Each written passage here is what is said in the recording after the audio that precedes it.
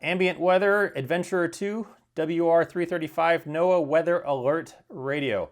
Here's the box that the radio comes in, and here we go with the radio. This radio is similar to some of the other ambient weather radios that I've reviewed, but does have some new features packed into it, and I will of course talk about all of those.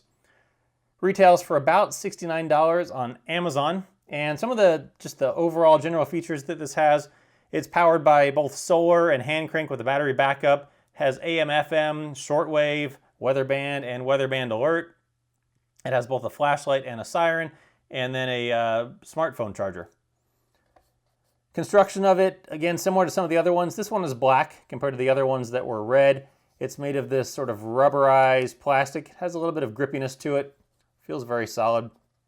Weighs in at about 1 pound, and in your hand, kind of a chunky size, but overall pretty good size for sticking in your bag. Uses for this radio, I could see several uses. It is great as an emergency at home radio. Leave it plugged in all the time. This will alert you to bad weather that's coming, and I'll talk about that in a little bit. Throw it in either your bug out bag or your get home bag. Similar, uses for both of those. You're either trying to get somewhere or trying to get home from somewhere.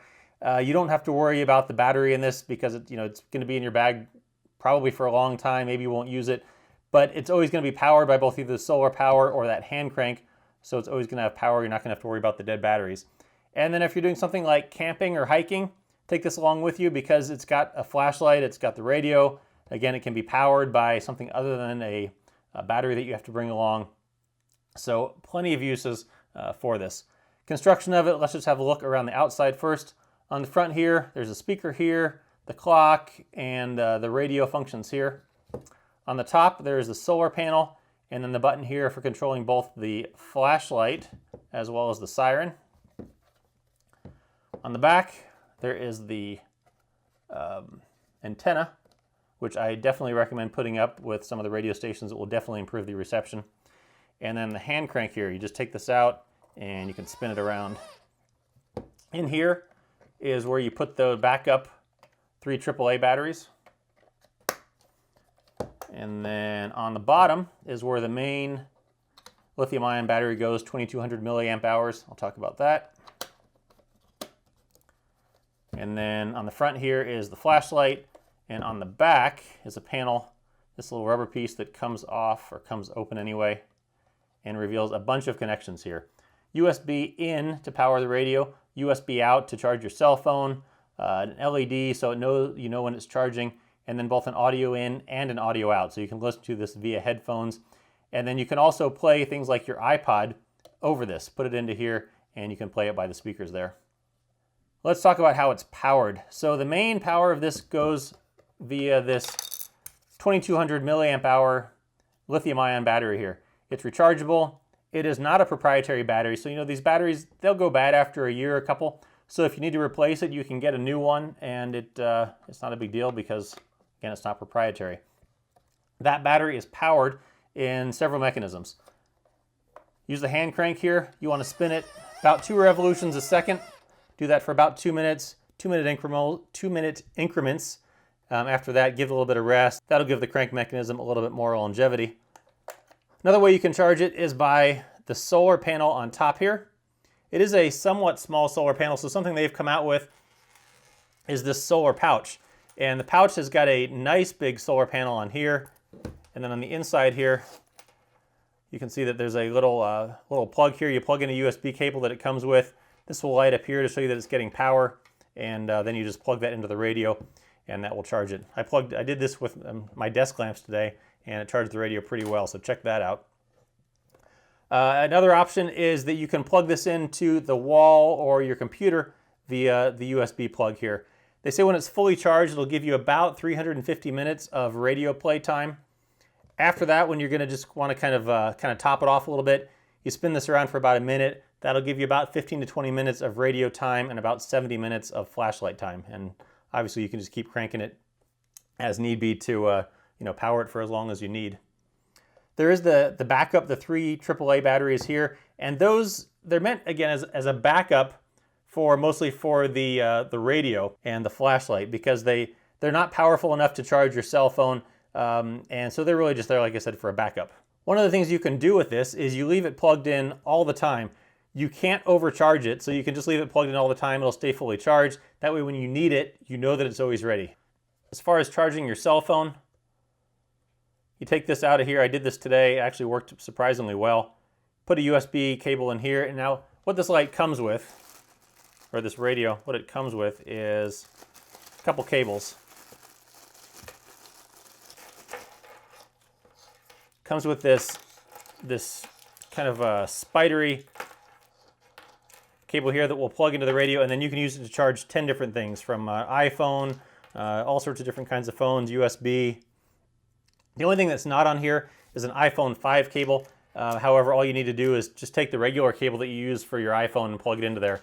I just use the regular cable that I use for my cell phone, and I plugged it in here today, and that worked just fine. Also comes with a power adapter that you can use to plug it into the wall. And there's that. And finally, let's get to the radio. So on the front here, there's a clock. The radio, different modes: AM, FM, shortwave, weather band, and weather band alert, and it goes through them in that order. Power button here, turn it on, and you get the radio there. Go through the modes, and definitely for some of the, especially the FM, I definitely recommend putting the antenna up.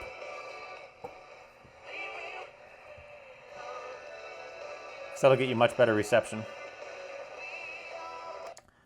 You can go into the shortwave. Now shortwave, the nice thing about that is it goes long range because it bounces off the ionosphere. So you can actually get stations from Cuba and Europe and various far off places like that. And there's a list in the manual that comes with the radio of all the different shortwave stations that you can pick up. After shortwave, it goes into the weather band. And there's 7 weather band stations. Again, recommend putting the antenna up, and you can get the weather band there. From the weather band, the next option is to go into the weather band alert, and that is, as you can see here, and it puts this little alert button here. And the way that works, or alert symbol on the dial here, the way that works is this will put the radio essentially into standby, and if there is a weather alert, a weather announcement, something emergently you need to know about the weather, this will turn on, the light will turn on, and you will get to know about it. So somewhere where this would be useful, as I just discovered last week, I slept through a tornado warning that was in the area. The weather was not that bad when I went to bed. I woke up the next morning, found out there was a tornado in the area.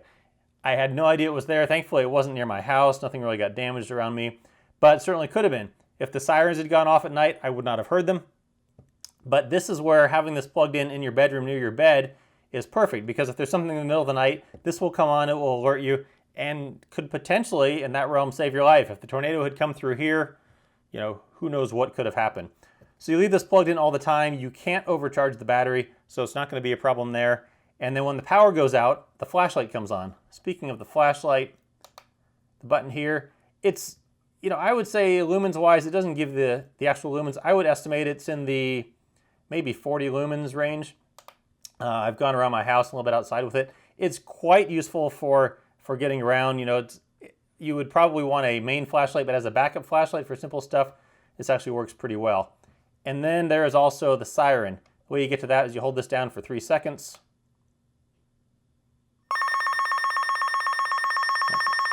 And it's pretty annoying. Sounds like a loud cell phone ring. Pretty loud, and then the light would flash there when that comes on.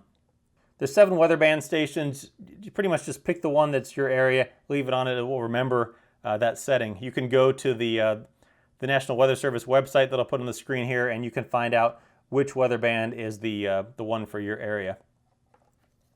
So there you have it, the Adventurer 2 new radio from Ambient Weather. Lots of nice new features packed into this. If you're looking for a nice emergency radio for home or to take with you on the go or for one of your bags, check out this radio from Ambient Weather.